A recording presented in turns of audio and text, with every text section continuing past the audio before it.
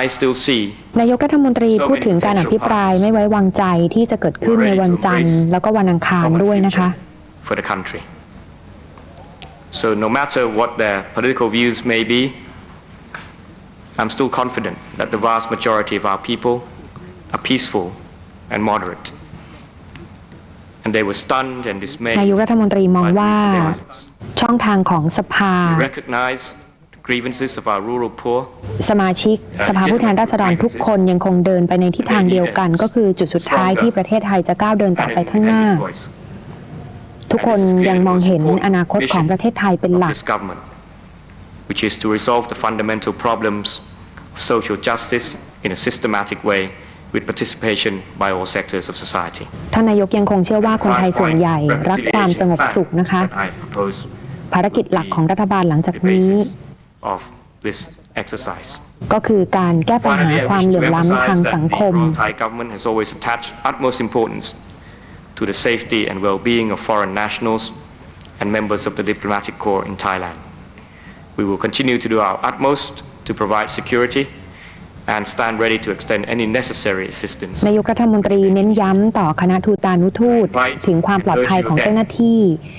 ทั้งทูตรวมไปถึงชาวต่างชาติที่อยู่ในประเทศไทยนะคะว่ารัฐบาลนั้นมีมาตรการที่จะดูแลอย่างเต็มที่ One that you know very well has great potential and opportunity. Our people, kind and compassionate and full of namjai, remain your true friends, as you are ours. With your support, I believe that your valuable contributions will help us achieve the common objectives of peace and prosperity. และได้เชิญชวนให้คณะทูตนั้นเป็นส่วนหนึ่งมีส่วนร่วมในการฟื้นฟูประเทศไทยนะคะเน้นย้ำว่าความมีน้ำใจของคนไทยนั้นยังคงมีอยู่เหมือนเดิมไม่ได้เปลี่ยนแปลง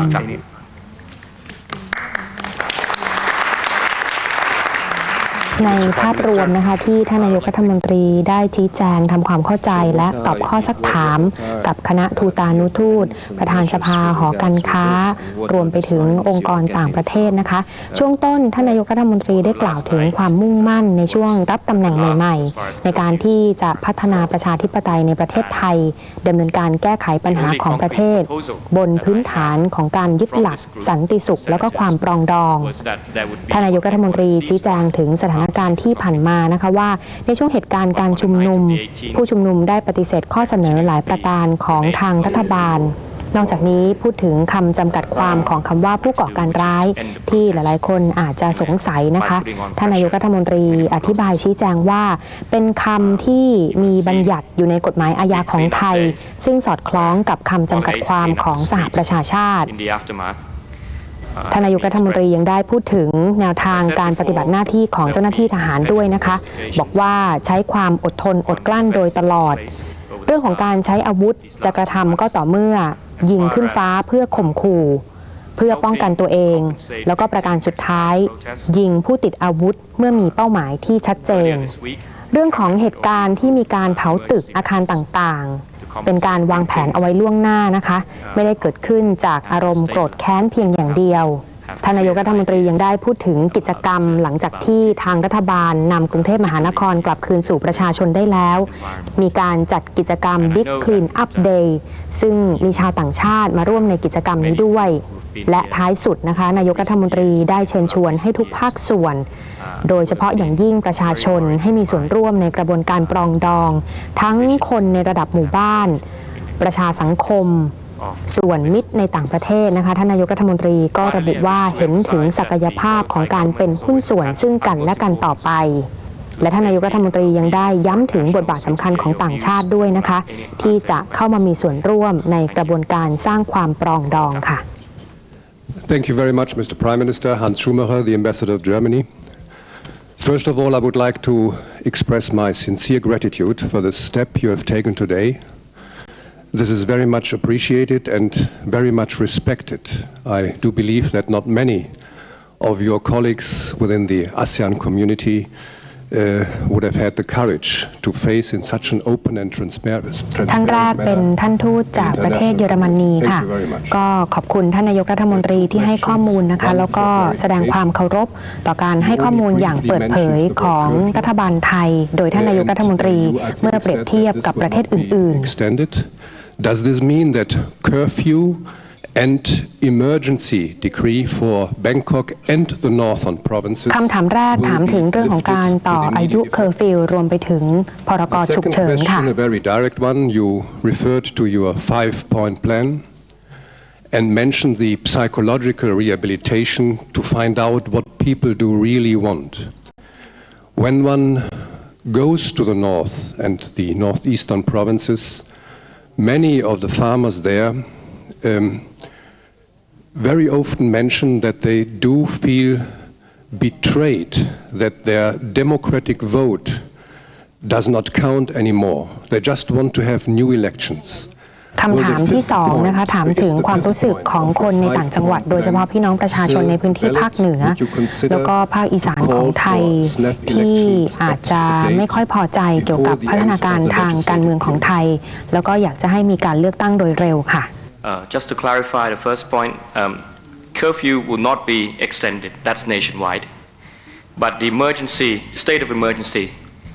that has been declared still stands. So there will still be some limitations according to the orders that have been issued by the CRES. But the curfew is lifted as ofท่านนายกรัฐมนตรีตอบคำถามแรกถึงการต่ออายุพรกฉุกเฉินนะคะว่ายังมีอำนาจบังคับใช้อยู่ในตอนนี้ซึ่งก็ต้องขึ้นอยู่กับทางสอช.ที่จะประเมินสถานการณ์ส่วนเรื่องของเคอร์ฟิวนั้นก็ได้เสร็จสิ้นตั้งแต่28พฤษภาคมที่ผ่านมาค่ะ Once again reiterate that after the last elections we had a hung parliament and as with any other parliamentary system a government that is put together by a majority of parliamentarians support คำถามที่2ท่านนายกรัฐมนตรีตอบคำถามเกี่ยวกับพัฒนาการทางการเมืองของไทยนะคะบอกว่าเป็นการเปลี่ยนผ่านในระบบของรัฐสภา But as far as I know, even in the case of the UK, had the Liberal Democrats decided to join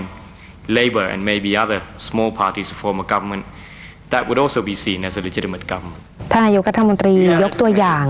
รัฐบาลของสหราชอาณาจักรที่ก็เป็นรัฐบาลผสมเช่นกัน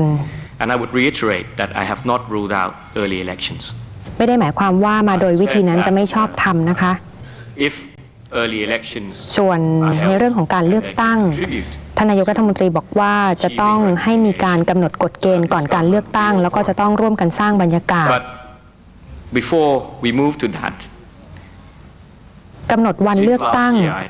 นายกรัฐมนตรีบอกว่าอาจจะมีการเลือกตั้งก่อนที่รัฐบาลหมดวาระก็เป็นไปได้แม้ว่าทางกลุ่มนปช.จะเคยปฏิเสธข้อเสนอการเลือกตั้งครั้งก่อนหน้านี้ที่ท่านนายกรัฐมนตรีเสนอเอาไว้คือ14พฤศจิกายน If parties engage in election fraud get disbanded and so on and thirdly that the environment must be right for elections to be held in a peaceful environment. Obviously, when I proposed November the 14th as a possible date, I was hoping that the protesters would agree. And if they did, and they called off the rallies, I was quite confident that if we all worked together really hard, that date was possible. Clearly, given the way things have turned out over the last couple of weeks.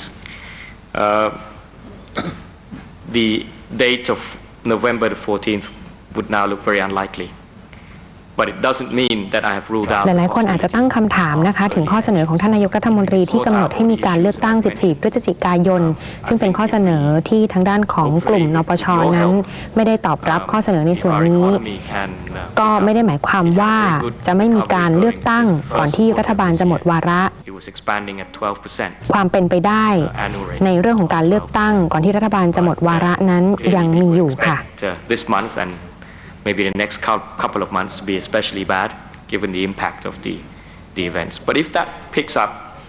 if things pick up and we can achieve something like 4%, 5% growth this year, เรื่องของเศรษฐกิจนายกรัฐมนตรีบอกว่าจะสร้างความเจริญเติบโตได้ประมาณ 4-5% นะคะ panel of academics to look at the constitutional amendments issues and hope to get those resolved in the next few months. And obviously, I'm waiting to see if we can achieve. การแก้ไขรัฐธรรมนูญก็เช่นกันค่ะถ้าหากว่ามีความคืบหน้าก็จะเอื้อประโยชน์ต่อการเลือกตั้งทั้งหมดทั้งมวลที่ท่านนายกรัฐมนตรีพูดถึงนะคะไม่ว่าจะเป็นเรื่องของการร่วมกันสร้างบรรยากาศให้ดำเนินไปสู่วันเลือกตั้งก็ถือว่าเป็นปัจจัยที่จะนำไปสู่การเลือกตั้งที่ดีค่ะ